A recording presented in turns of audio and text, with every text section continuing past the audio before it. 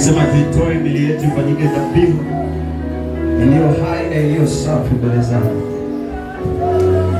Hakika umetupa neema ya kukurudia na kukuchezea. Maana si jambo rahisi.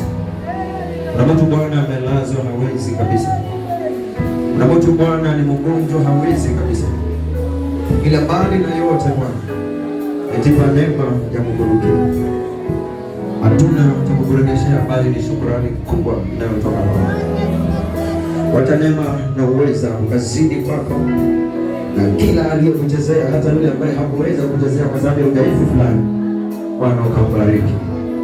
Tendee mema Bwana, ikawe ni deliverance kwake na ukombozi, kama ulivyomkomboa Daudi na kama ulivyowakomboa katika Paulo na Sila wakiwa gerezani. Kwa sababu ya sifa unapatikana katika sifa. Tukakuone katika sifa hii ambayo tumeimba nyimbo zako na kukuchezea,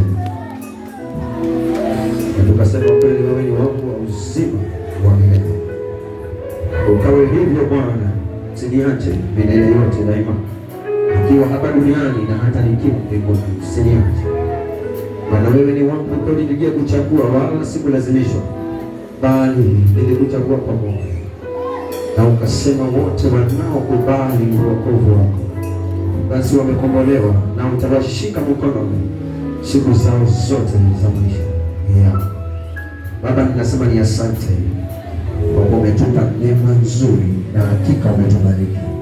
Kuna mwingine anaona ni jambo la kawaida, lakini kwa ufalme wa Mungu si jambo la kawaida hata kidogo, bali ni jambo kubwa sana katika maisha yako.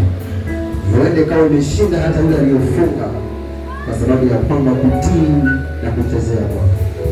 Wacha Bwana ukaweze kuwabariki na kuonyesha njia zinazofaa katika maisha yako. Basi kwa sababu ya hiyo Bwana, ninasema pokea sifa na utukufu katika jina kuu la Yesu Kristo aliye hai, aliye mtetezi wetu na mkombozi wetu, na tunayemtegemea mwanzo na hata mwisho, na katika jina lake Yesu Kristo aliye hai tumeomba Baba na hata kuamini.